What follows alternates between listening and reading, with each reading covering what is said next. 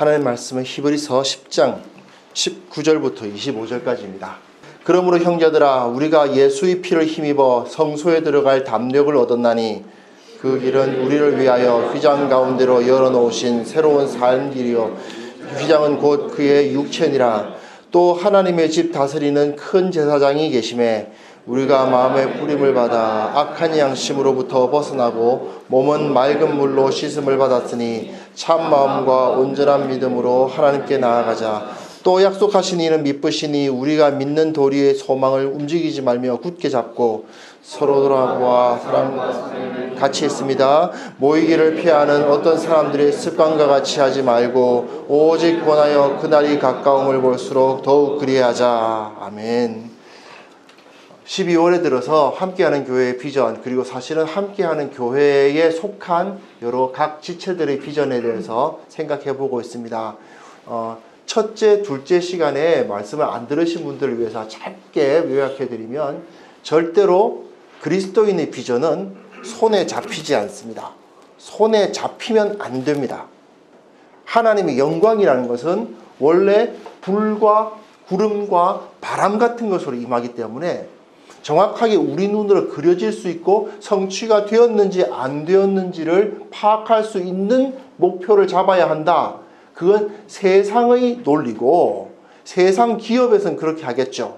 세상 기업에서는 얼마 이상의 매출을 올려라, 어떤 것을 만들어라 라고 이야기하겠지만, 그리스도인의 공동체는 그렇지 않습니다. 하나님의 영광을 따지기 때문입니다. 하나님의 영광을 보기 위해서는 언제나 계속해서 나 자신이 정말 그러한가를 생각해 볼 수 있도록, 눈에 정확하게 보이지 않지만 분명히 존재하시는 하나님, 그 하나님의 그 영광, 불과 구름과 바람 같은 하나님의 영광을 바라보는 것이 진정한 우리의 비전이 되어야 됩니다. 그리고 그 상황에서 그 하나님과 함께하는 예배, 진정한 예배자, 하나님은 말씀하시고 나는 듣습니다, 주님께서 말씀하시면 나는 순종합니다 라고 말하는 그런 모습들, 그것이 우리들에게 살아 있어야만 합니다.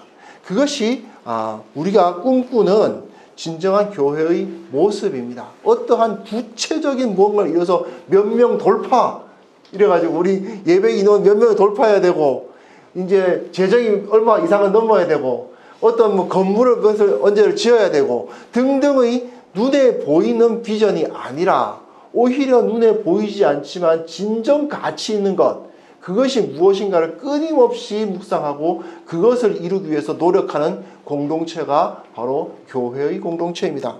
사실은 함께하는 교회의 비전이라고 말씀드리지만, 솔직히 말하면 모든 교회는 다 그렇습니다. 교회란 원래 프랜차이즈 아니겠습니까? 예수 프랜차이즈입니다. 어느 프랜차이즈든 가도 그 프랜차이즈를 찾는 이유는 내가 기대했던 그 맛이 있으니까 그걸 찾는 거지, 이 프랜차이즈는 다른 프랜차이즈 똑같은 간판을 걸고 있는데 이 집의 맛은 달라 하고 해서 그 찾는 게 아니죠. 우리는 진정 신앙의 본질을 만날 수 있는 곳으로 가야 됩니다. 그 본질이 어떠한 모습인가를 찾아야만 합니다. 자, 그 상황에서 이제 오늘 말씀, 그럼 그러한 예배자들의 모습은 어떠한 모습인가를 히브리서 말씀을 통해서 한번 생각해 보고자 합니다. 사실은 제가 욕심으로는 히브리서 1장부터 13장까지 다 설명을 해드리고 싶으나, 그러자면은 적어도 1년이 걸릴 것 같습니다. 왜냐하면 히브리서라는 본문 자체가 굉장히 좀 이방인들로서, 유대인이 아닌 이방인의 입장에서는 이해하기가 참 어려운 본문입니다. 왜냐하면 이 히브리서라는 이름 자체가 보여주다시피 원래 유대인이었는데, 원래 유대인으로서 예수님을 영접한 사람들이 그 독자로 세워져 있기 때문입니다. 이 사람들은 그러니까 다 구약 성경을 익숙하게 잘 안다는 것을 전제하고 히브리서 기자가 편지를 쓰고 있어요. 그러다 보니 우리처럼 구약 성경에 대해서 썩 잘 그림이 잘 안 그려지고 다행히 최근에 한번 레위기를 좀 한번 이렇게 묵상해서 좀 다행이긴 합니다만은, 레위기 하면은 그게 무슨 내용이 잘 기록되어 있는지도 잘 모르고, 그런 사람들의 입장에서 보면 도대체 이게 뭔 소리인지를 모르는 경우가 너무나도 많습니다. 분명히 히브리서는 당시 유대인들로서 예수님을 믿은 사람들을 대상으로 합니다. 그들은 아마도 예수님께서 십자가에 달리시던 그 6월절 때에 로마 전역에서 예루살렘으로 순례를 온 사람들 중에 베드로의 설교를 듣고 회심한 그 3,000명들, 그리고 그들의 영향력을 받은 사람들, 그 사람들일 것입니다. 그런데 한번 생각을 해보십시오. 3,000명, 그러면 엄청나게 많은 숫자인 것 같습니다만은, 그러나 로마가 어떤 지역입니까? 지중해를 완전히 감싸고 있는 대제국입니다. 그 지중해를 감싸고 있는 대제국에서 이곳저곳에 흩어져 살던 유대인들이 예루살렘에 모여왔습니다.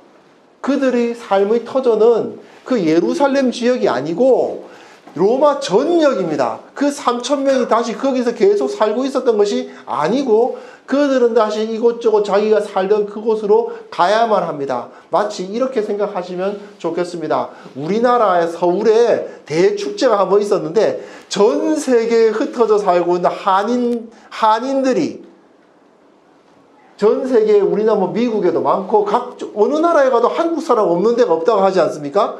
그 사람들이 다 서울에 와가지고 거기서 축제를 하는데, 거기서 예수님의 말씀을 듣고 변화된 사람들이 있는 겁니다. 한 3,000명 정도가요. 그럼 그 3,000명이 다시 전 세계로 흩어집니다. 그들은 그곳에서 당연히 소수였을 것입니다. 히브리서의 그 주석가, 대부분의 주석가들은 아마도 가정교회였을 것이다. 기껏해야 몇 가정, 한두 가정, 그들이 보면 함께하는 교회는 대형교회일 것이다. 그러게 정도로 아주 소수의 사람들이 모여있는 그러한 교회였을 것입니다. 그중 어떤 사람들은 예루살렘 가까이 사는 사람도 있고, 어떤 사람들은 저기 저 서바나 스페인 쪽에 사는 엄청나게 멀리 사는 사람들도 있었을 것입니다. 히브리서 기자가 도대체 어디에 사는 유대인들을 대상으로 하고 있는지는 잘 모르겠습니다. 알 수가 없습니다. 그러나 그렇기 때문에 오히려 모든 히브리인들에게 다 적용이 되는 서신이기도 합니다. 이 서신을 보면 어떤 느낌이 드느냐 하면요, 참 그때 유대인들 신앙생활하기 참 힘들었겠다 하는 생각이 듭니다. 왜냐하면 그들이 원래 유대인이었기 때문입니다. 유대인들에게 있어서, 그 당시의 유대인들에게 있어서 자신의 신앙의 중심점은 예루살렘의 성전에 있었습니다. 예루살렘 성전에 가서 그 어마어마하게 지어놓은 그 성전 앞에 서서 거기서 이글이글 타고 있는 제단 앞에서 자기 제물을 바치고 그곳에서 죄사함을 선포받고, 그러면서 거기서 하나님의 두려우심, 불과 그 소와 양의 그 비명소리와 흐르는 피, 썩 그렇게 아름답고 깨끗한 느낌은 아닙니다. 성전은 사실은 굉장히 좀 두렵게 느껴지는 그런 거죠. 피가 온 동네 흐르고 불은 이글이글 타고 있고, 그리고 이것저것에 꽥꽥 죽어가는 가축들의 소리가 들리는 그러한 분위기입니다. 그러한 그 앞에서 두려움에 떨어보고, 그러면 거기서 제사장이 선포하는 죄사함을 누리고 그렇게 돌아가는 것이 그들의 신앙이었습니다. 그거를 자기 인생에 몇 번 할 수 있으면 되는 거예요. 저 스페인에 살던 사람, 유대인이라고 한번 생각해 보십시오. 인생에 정말 딱 한 번이라도 저 예루살렘에 가서, 예루살렘 성전에서 내가 내 속죄 양 한 마리를 바칠 수 있으면 정말 복받은 겁니다. 그렇지 않습니까? 지금처럼 비행기가 있습니까? 뭐가 있습니까? 배를 타고 이동해야 됩니다. 그런 상황에서는 굉장히 어려웠을 것입니다. 다행히 예루살렘에 좀 가까운 데 사는 사람들도 성전을 자주 가기는 쉽지 않았습니다. 왜냐하면 예배 한 번 드리는 게 만만한, 그 제사 한 번 드리는 게 만만한 일이 아닙니다. 제물 바쳐야 되지 않습니까? 그런데 제물을 바쳐야 되려면 자기 집에서 양 한 마리를 예쁘게 정말 흠없이 길러가지고 그 양을 갖다 바치면 안 됩니다. 안 돼요. 돈으로 가져가서 그 성전 앞에서 사야 됩니다. 아무리 내 양이 깨끗하고 흠이 없어도 그 흠 있는 것이라고 당연히 평가를 받을 겁니다. 왜요? 대제사장의 허가를 받은, 사실 대제사장과의 커넥션이 있는 그 파는 사람들한테도 사야죠. 비둘기 파는 사람들도 사야죠. 그래서 다 그 뜰에서 사야 되는 것입니다. 그뿐만 아닙니다. 저 온 세계에 흩어져서 각 곳에서 경제 활동을 하고 있는데 대부분 로마 돈, 데나리온을 씁니다. 그렇지만 성전에는 데나리온을 바칠 수는 없죠. 왜냐? 데나리온이라는 그 돈에는 황제의 초상이 박혀 있습니다. 어디 성전에다가 우상을 바칩니까? 있을 수가 없는 일이죠. 그러니까 이제 그들의 유대인들의 돈으로 세겔로 바꿔야만 합니다. 그런데 이 환율이 장난이 아닙니다. 아니 도대체 그 당시에는 대부분의 돈이라는 것이 그 금속으로 되어져 있으니까 금속 그거 자체의 가치가 곧 돈의 가치거든요. 그런데 세겔목 그 구리로 만들어져 있는 요게 무슨 이 데나리온보다 이렇게 비싸? 라는 느낌이 들 정도로 환율이 어마어마합니다. 그런데도 그걸 바꿔야 됩니다. 유대인들은 다 알고 있습니다. 지금 이 성전이 썩었다는 것을. 이 성전은 우리 유대인들이 정말 십시일반으로 모아서 하나님의 영광을 위해서 세운 성전이 아니고 저 헤롯 왕이 우리 유대인들에게 비위를 맞춰주려고 만들어준 성전이라는 것을 그들은 다 알고 있습니다. 왜 내 집에서 기른 비둘기나 내 집에서 기른 양은 가면 다 퇴짜를 맞고 왜 꼭 이 뜰에서 산 것만 받아들여지는지 그들은 다 알고 있습니다. 왜 이렇게 비싼지도 알고 있습니다. 그것이 어느 주머니로 흘러들어갈 것인가? 예, 대제사장의 주머니로 흘러들어갈 것이고 그건 다시 빌라도에게 뇌물로 바쳐질 것이고 그것은 다시 헤롯과 짬짬이를 잘하는 그런 것에 쓰임을 받을 겁니다. 그러면 어떡합니까? 성전은 여기 독점 시장입니다. 성전 하나밖에 없어요. 거기다가 내놓고 거기서 예배를 드릴 수밖에 없어요. 그러니 유대인들은 생각하는 것이 있습니다. 그래, 성전은 이렇지만 하늘에 있는 성전은 안 그럴 거야.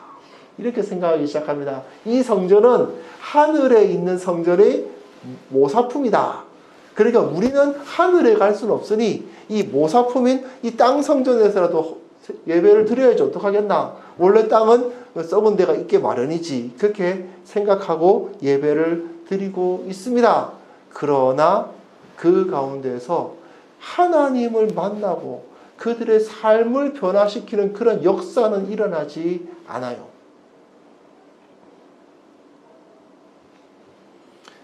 히브리서 기자는 10장인데요. 1장부터 10장, 9장까지 계속해서 뭘 이야기하냐면 저 성전에서 드리는 제사가 예수 그리스도의 십자가에 의해서 완성이 되어버렸기 때문에 더 이상 우리는 성전에 들어가서 예배를 드릴 필요가 없다. 그 이야기를 하려고 9장에 걸쳐서 계속 논증을 하고 있습니다. 하나하나 전부 다 그 레위기에 나와 있는 그 모든 제사법이라든지 등등의 그 민족법이라든지 이런 걸 다 설명해서 자, 더 이상 이제 우리가 저 성전에 가가지고 예배를 드리지 않아도 우리는 하나님의 백성이다 라고 우리는 가르치고 있어요. 그런데 문제는 이게 그렇게 쉬운 이야기가 아닙니다. 유대인들 입장에서는.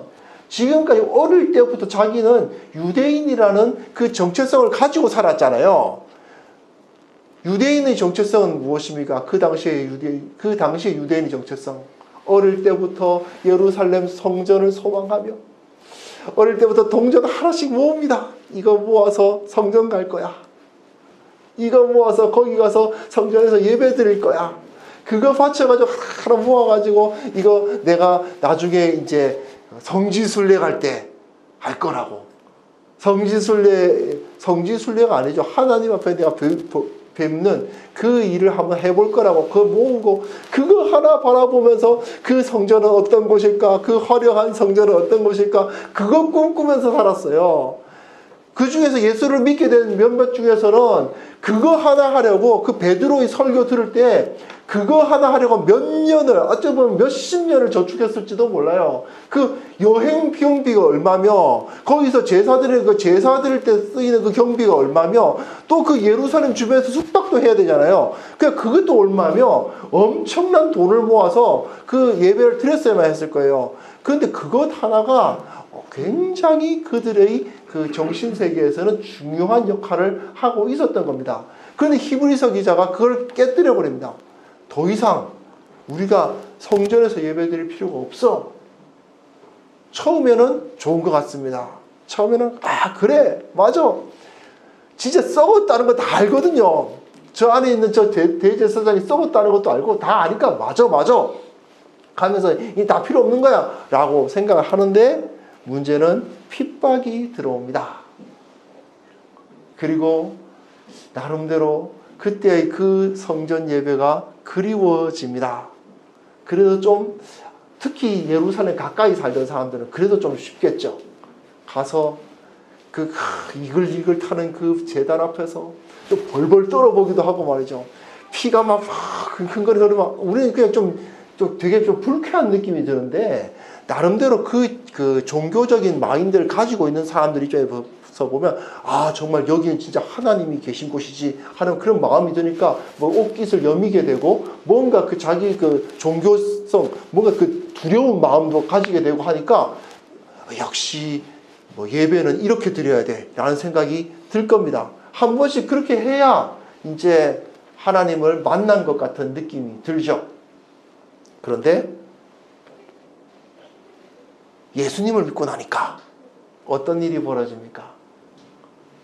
기껏해야 10명도 채 안 되는 사람의 숫자가, 거기 성전은 어떻습니까? 가면 엄청난 사람들이, 전 로마에서 다 유대인들이 몰려들이 얼마나 사람들이 많았을까요? 그냥 바글바글하는 사람들이 거기서 다 제물 하나씩 들고 그냥 들어가고 있는데, 여기서 기껏해야 한 90명 모이면은 꽤 큰 교회고, 기껏해야 뭐 서너 명 모일 수도 있고, 소수의 사람들에게 모여 있습니다. 소수의 사람들이 모여서 예배를 드립니다. 찬송 부르고 성경책 읽고, 그리고 남들은 공부하고, 그 다음에 이제 빵 찢어가지고 나눠 먹고, 포도주를 가지고 주 예수 그리스도를 위하여 딱 마시고 빠이빠이 하고 흩어집니다.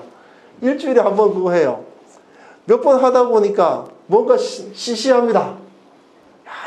이게 하나님을 예배하는 건가? 이게 하나님을 만나는 건가? 이런 생각이 들기 시작합니다.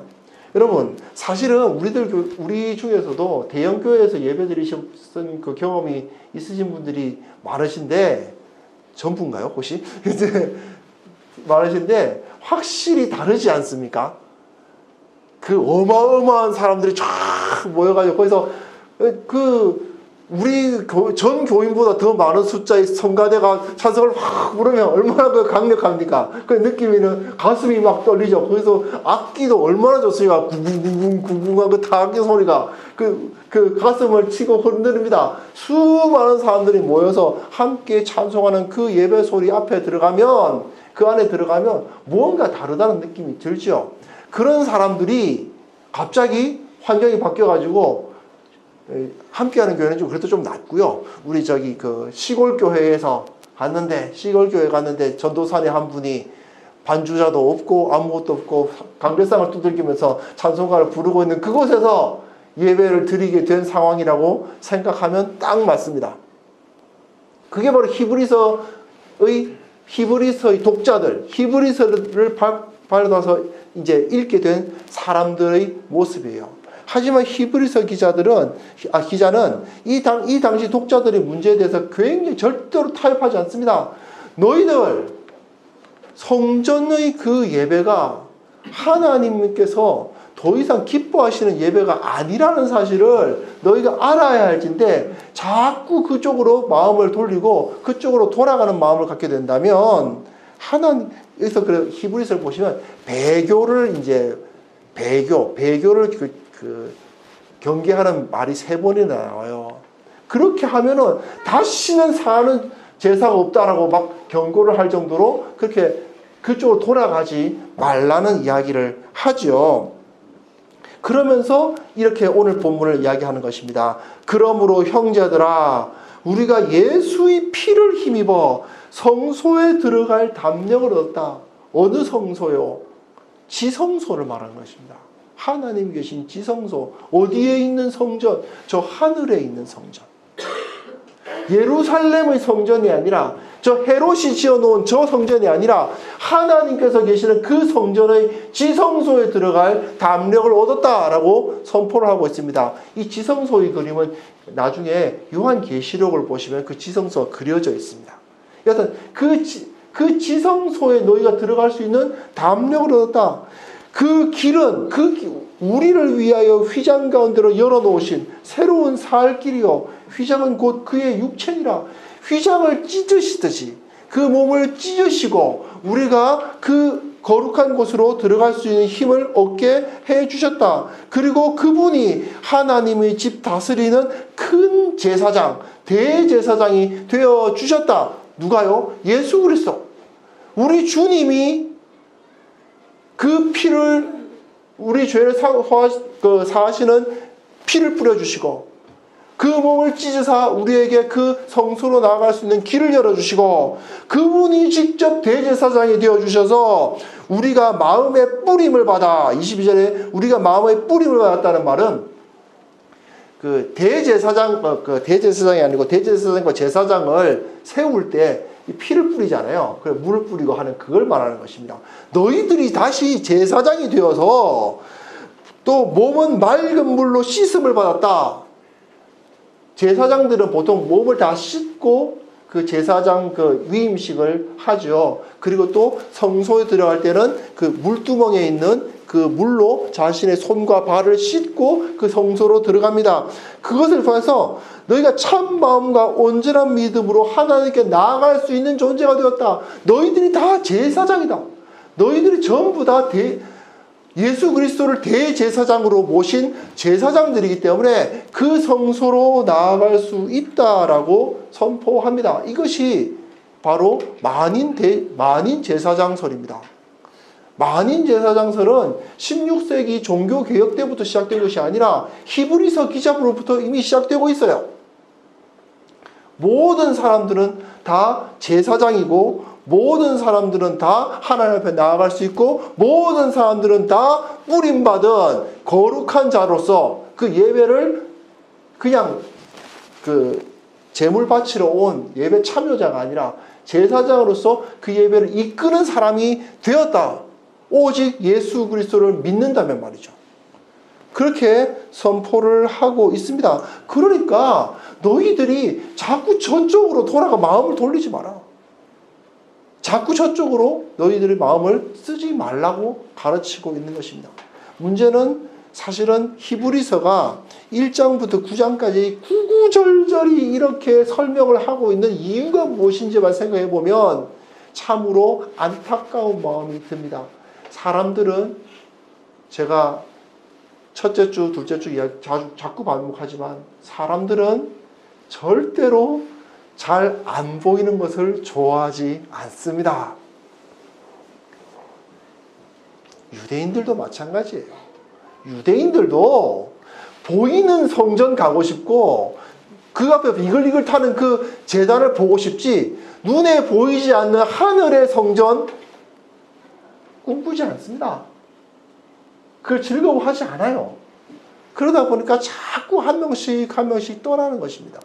그러나 구약 성경에서부터 시작해서 사실은 창세기부터 시작해서 말라기에 이르기까지 끊임없이 성경은 보이지 아니하시는 그 하나님을 예배하고 보이지 아니하는 그 하나님을 섬기라고 기록하고 있음에도 불구하고 사람들은 계속해서 뭐 보이는 게 있어야지, 잡히는 게 있어야지, 구체적인 것을 내놓으란 말이야. 그런 이야기를 하면서 하나님을 섬기려고 하죠. 그러니 안 되는 것입니다. 그러니 1장부터 9장까지 구구절절히 하나님은 우리를 보이지 않는 그 성전으로 부르셨다고, 하늘의 성전으로 부르셨다고, 우리가 바로 성전이라고 그렇게 이야기를 하고 있는 것입니다. 그래서 그 마음을 품으라. 사실은 우리가 성찬을 매주 하지 않습니까? 성찬을 매주 하는 가장 중요한 이유는 이것이 바로 제사라는 사실을 이해하기 때문입니다. 유대인들은 양을 죽여서 그 피를 땅에 뿌려요.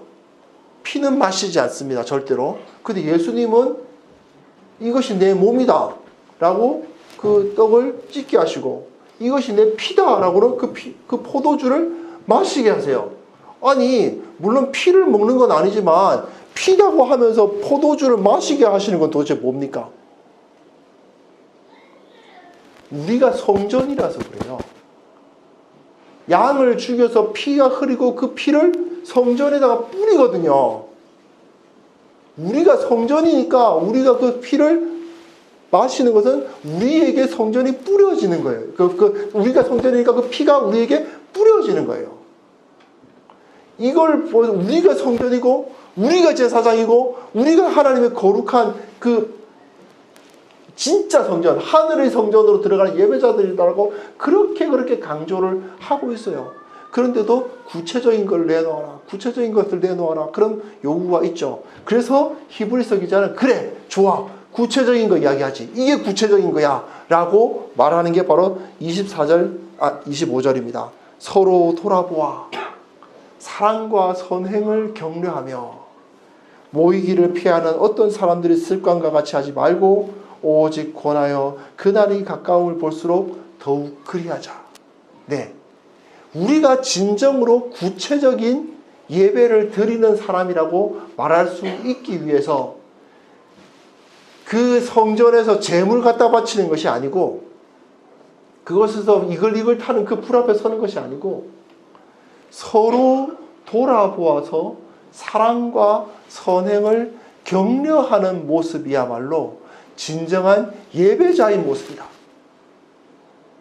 그것이 바로 성전 예배보다도 더 거룩한, 그것이 바로 하나님께서 진정으로 기뻐하시는 참된 거룩한 제사다 라고 이 히브리서 기자는 이야기를 하고 있습니다. 여기서 우리가 정말 관심을 가져야 돼요.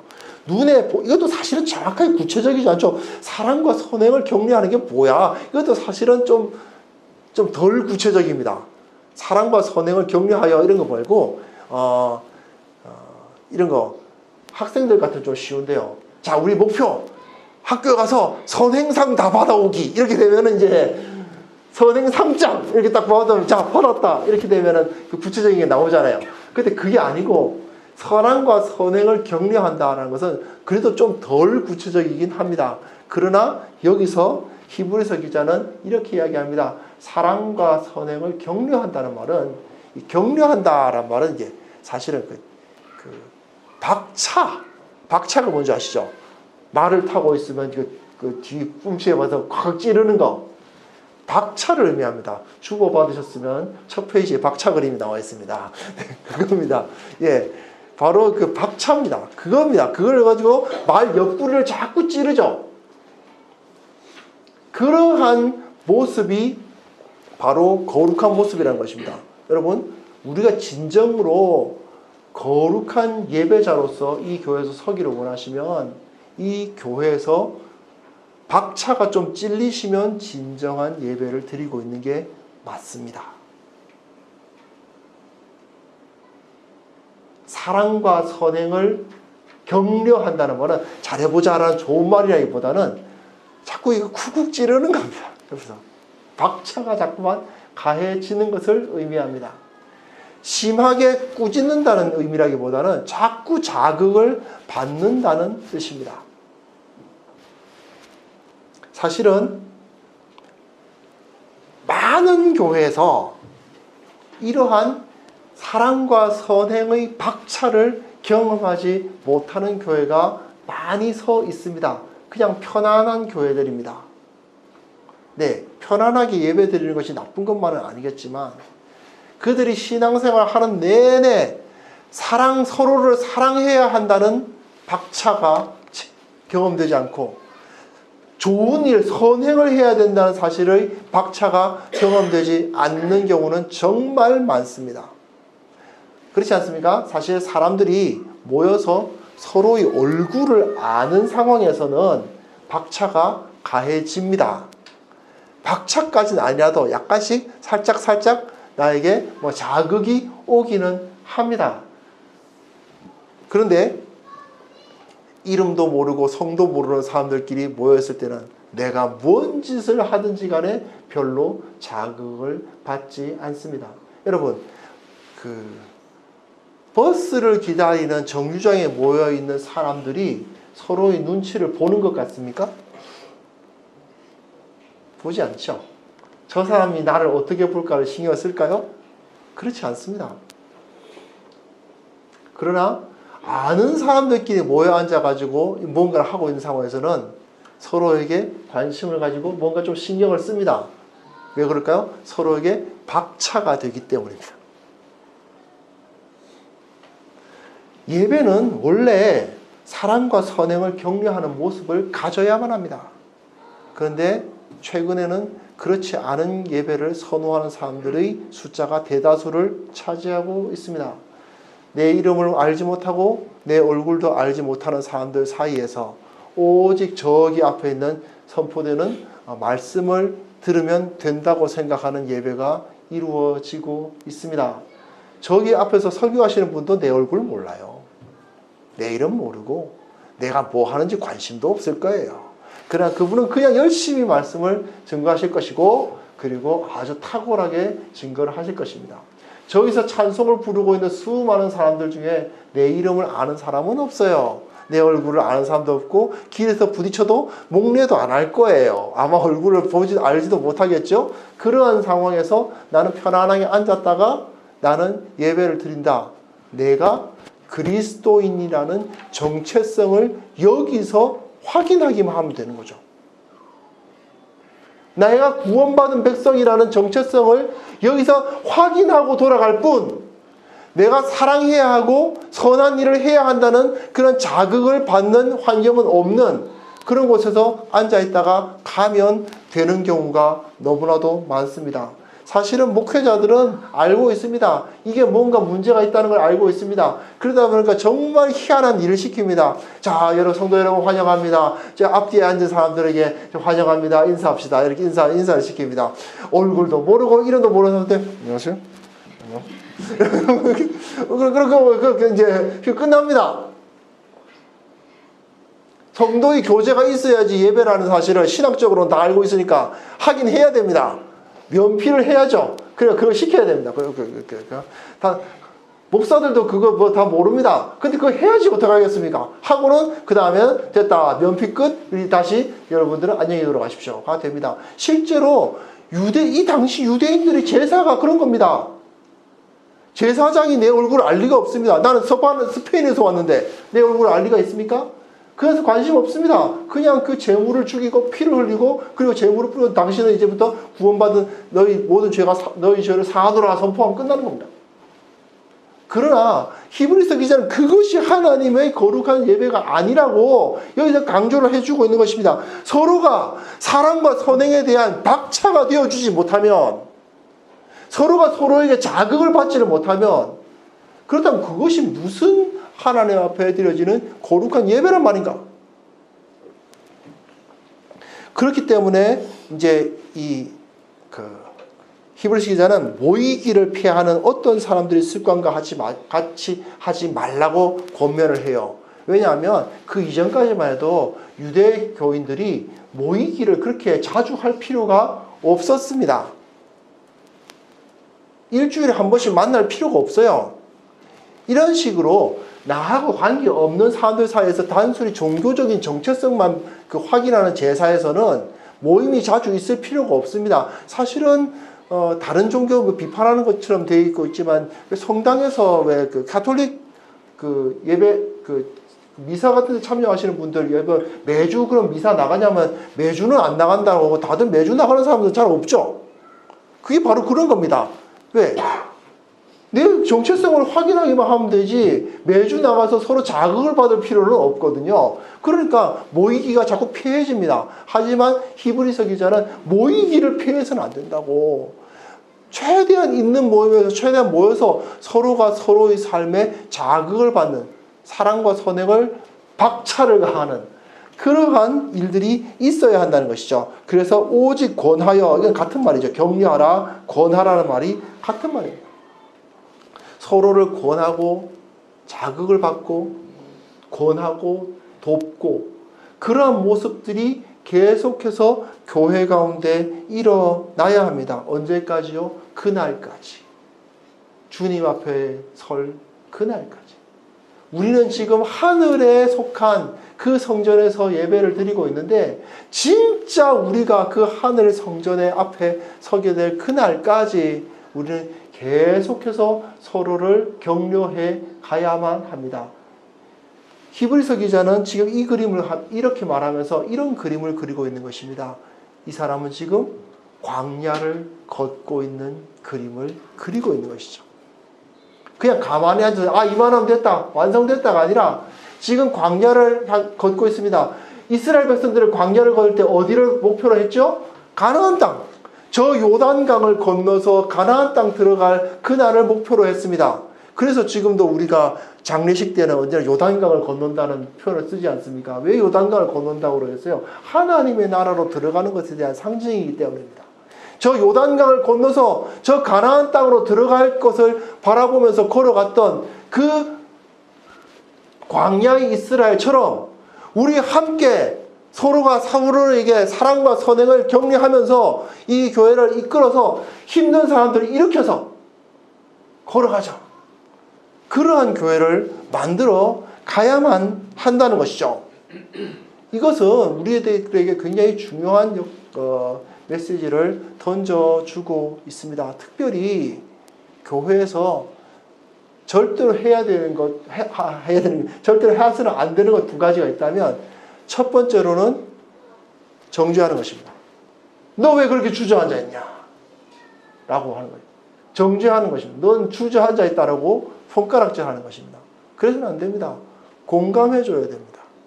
그 아픔, 그가 왜 그렇게 주저앉아 있고 그가 왜 이렇게 일어나지 못하고 있는지에 대한 공감이 필요합니다. 그래, 또 한 가지 이것도 해서는 안 됩니다. 공감을 해주는데 그래, 너 정말 아프겠다, 너 정말 힘들구나 라고 공감을 해주는데 그래, 아프지, 그래, 아프니까 어쩔 수 없지 말고 주저앉아 버리는 거. 그래, 우린 계속 아픈 거야.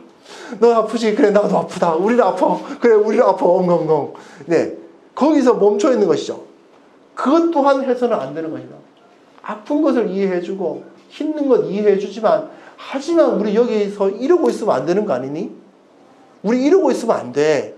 힘든 것 이해하지만 어려운 건 사실이지만 그래, 우리 이러고 있지는 말자. 우리 서로 도와서 한번 일어나 보자. 다시 한번 걸어가 보자. 다리 아프고 힘들지만 좀 속도가 늦어지더라도 그래도 한 발짝 떼서 걸어가 보자. 이게 바로 사랑과 선행을 격려하는 것이죠. 그러한 공동체가 되어야 하는 것입니다.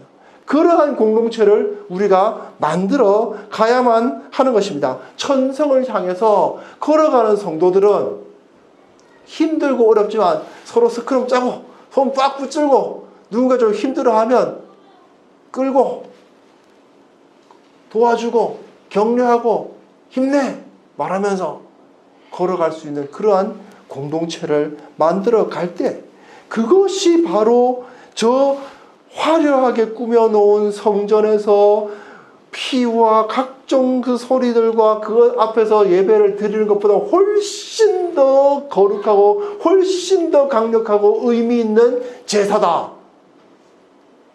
이것이 바로 히브리서 기자가 우리에게 던지고 있는 메시지입니다.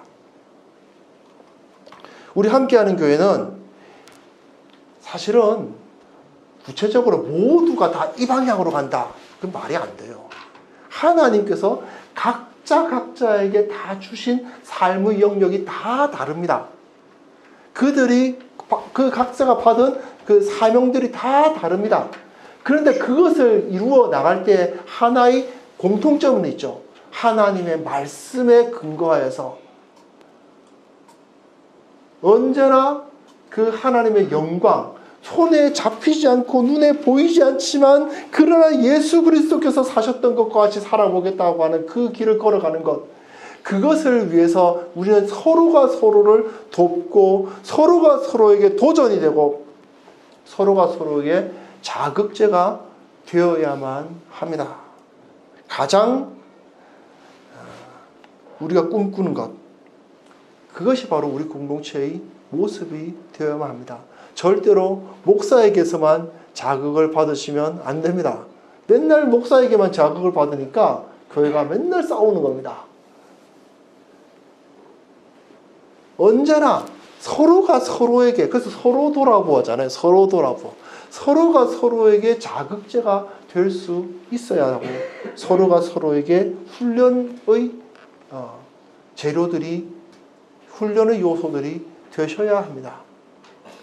혹시 내 주위에서 잘 못하고 있는 사람이 있다면 우선 공감하시고 그의 아픔을 느끼시고, 그러나 야, 힘든 건 안다, 힘든 건 알지만 그래도 이러고 있으면 안 돼. 저것을 우리는 가야만 한다고. 여기 있으면 완전히 망하는 거야. 여기 너 이러고 있으면 여기서 죽는 거야. 너 지금 이러고 안 돼 하고 그 팔을 끌고 함께 걸어가 줄 수 있는 그런 공동체를 만들어 나갈 때, 그것이 진정으로 바로 선 예배, 바로 선 교회, 그리고 온전한 하나님의 백성들이 될 수 있는 것입니다. 우리가 이런 꿈을 꿀 수 있었으면 좋겠습니다. 그래서 대형교회에서 오신 분들, 대형교회를 경험 많이 하신 분들은 이게 되게 힘들어요. 사실은 은근 이제 귀찮습니다. 큰 교회에서 예배 드릴 때는 내가 뭘 했든지 상관없거든요. 예배 드리다가 졸든지 말든지 상관이 없거든요. 왜 하필 또 함께하는 교회는 예배당들 이렇게 둥그렇게 해놔가지고 저쪽에 앉아있는 사람들 얼굴이 보이게 해놓고 말이죠. 이렇게 이래가지고 서로 간에서 참 좀 애매하게 해놓았습니다. 그러나 이것이야말로 교회의 진정한 모습이었다는 사실을 기억해 주시기 바랍니다. 서로가 이제 좀 돌아보실 수 있는, 그 대형교회에서 서로 돌아보서 이거 말고 말이죠. 우리의 마음으로, 넓은 마음으로 서로를 품고 돕고 함께 걸어갈 수 있는 그런 교회를 만들어 가실 수 있었으면 좋겠습니다. 우리가 이것을 꿈을 꾸고 하나가 되어서 주님과 함께 걸어갈 수 있기를 바랍니다. 기도합니다. 하나님 아버지, 아버지께서 우리를 사랑하시고 우리들을 붙드시고 우리들을 모이게 하셨사오니 우리가 서로가 서로에게 사랑과 선행을 격려하는 박차가 되게 하여 주옵소서. 서로를 권하는 자들이 되게 하여 주시옵소서. 주님, 그 천성을 향해서 걸어가고 있습니다. 그날이 가까웠사오니 주님께서 그날을 우리가 바라보면서 우리가 서로를 붙들고 우리 저곳으로 가야 한다, 우리의 목표는 저곳이다 라고 말하며 서로를 부축하여 걸어가는 그러한 귀한 주의 성도들 만들어 주옵소서. 예수님의 이름으로 기도합니다. 아멘.